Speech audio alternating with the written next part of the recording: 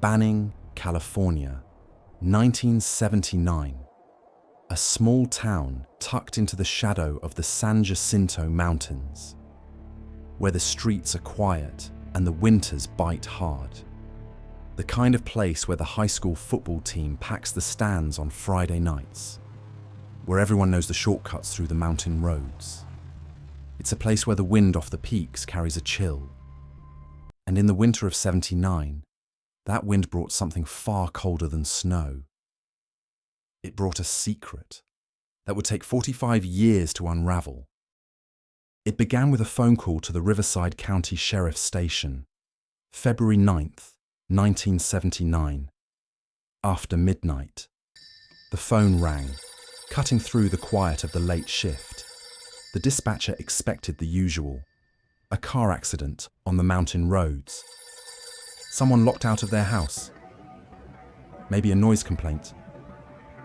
What they got was a voice that didn't sound right. Not panicked, not shaken, just wrong. The man was argumentative, hostile. He was reporting a body, he said, lying in the snow off Highway 243 near Poppet Flats Road. But he didn't sound like someone who'd just stumbled onto something terrible. He sounded annoyed. When the dispatcher asked for details, "What exactly did you see?" "Is there anyone else around?" the caller snapped back. He didn't know if it was a man or a woman. He didn't want to stay on the line. He just wanted to be done with it.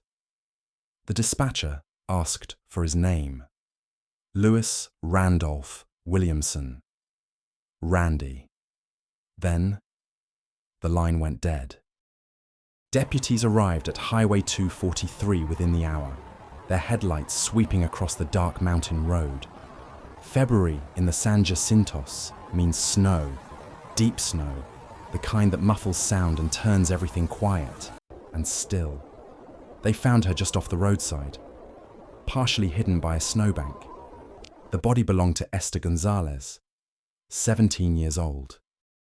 She was a daughter, a sister, a high school student who worked part-time at a local market.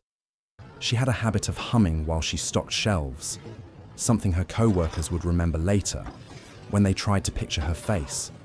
She'd been walking from her parents' home in Beaumont to her sister's house in Banning. A few miles, a route she knew, a walk she'd made before. It was February 8th, late in the evening. Cold, but nothing unusual for winter. She should have arrived within the hour. She never made it. What happened to Esther on that road was brutal. The details are in the case file. Blunt force trauma, evidence of a sustained attack. She'd been bludgeoned. When deputies found her, the snow around her body was no longer white. The cold had preserved everything. The scene, the evidence, the violence. The investigation began immediately. In a small town, news travels fast. By morning, everyone in Banning knew a girl had been killed. Parents started driving their children to school. Doors that hadn't been locked in years suddenly had deadbolts. And the question everyone asked was simple. Who did this? Detectives zeroed in on the man who called it in. Lewis Randolph Williamson. Randy. He was local. He knew those mountain roads. And there was something about that phone call, the tone, the hostility, the lack of concern, that didn't sit right. In most cases, the person who finds a body is either a witness or a suspect. And Randy Williamson didn't sound like a witness. He was brought in for questioning. Standard procedure. Detectives would have asked him to explain his movements that night.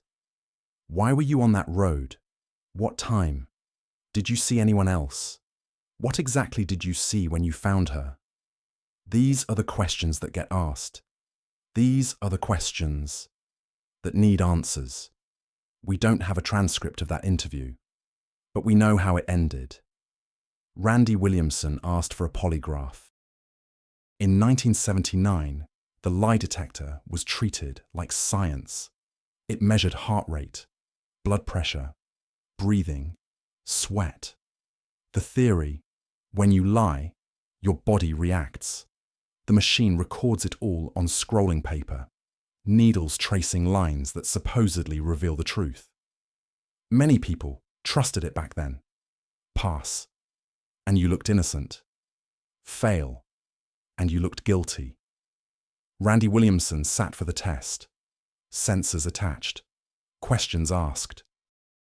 Did you kill Esther Gonzalez? No. Were you involved in her death? No. Do you know who killed her? No. The needles moved across the paper, steady, no spikes, no indication of deception. When the examiner reviewed the results, the conclusion was clear: no deception indicated. According to the machine, Randy Williamson was telling the truth, without physical evidence, without witnesses, without a confession. The case stalled. Randy Williamson walked out of that station.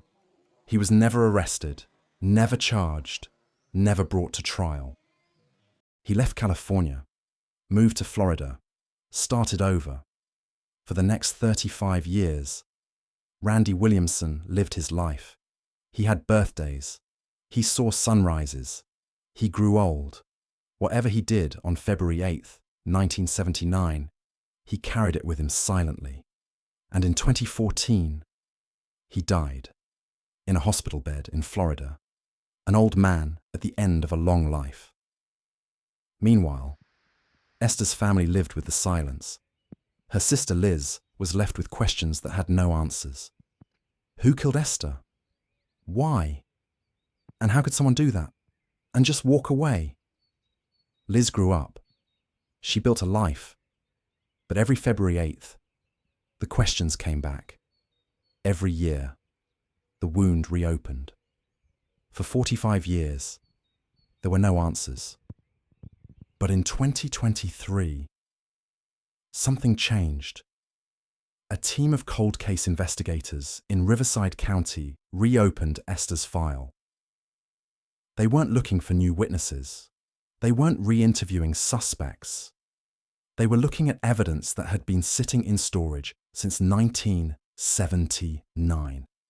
A single biological sample, preserved, waiting. In 1979, forensic DNA analysis didn't exist.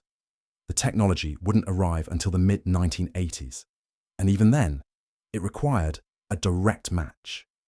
But by 2023, the technology had evolved. Forensic genealogy changed everything.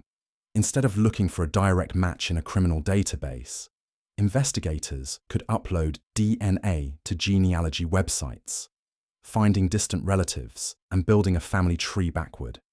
It's painstaking work, but it works. The DNA from Esther's case was sent to a lab. The sample was processed, uploaded, analyzed, and the genetic trail led to a family name: Williamson. The investigators cross-referenced records. They found that Lewis Randolph Williamson had died in 2014, and they discovered that during his autopsy, a blood sample had been taken and stored. Standard procedure, just in case it was ever needed. It was needed now. The sample was retrieved, tested, compared. The match was conclusive.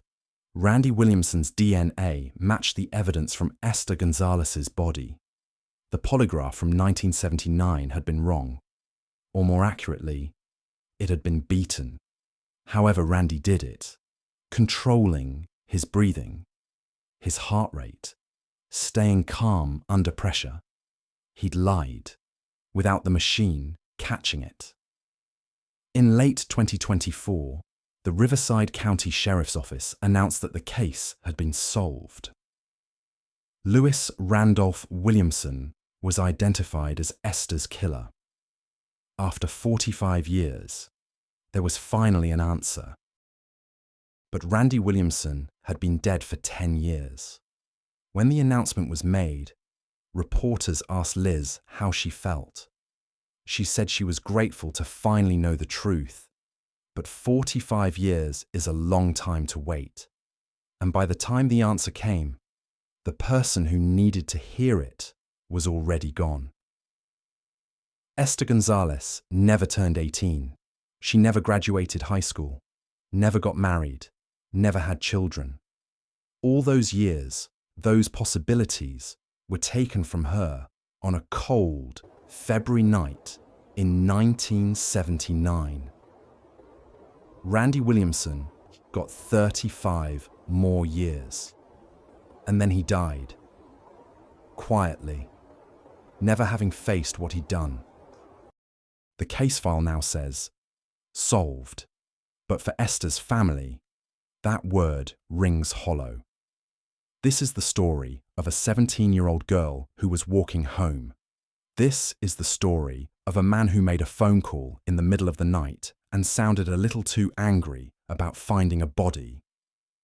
This is the story of a machine that said he was innocent when he wasn't. And this is the story of science that took 45 years to catch up. Esther's case is closed now, but how many others are still open? How many families are still waiting for answers that may never come? We like to think of justice as immediate, swift, final. But sometimes, justice is just a name on a press release decades after everyone who needed to hear it is gone.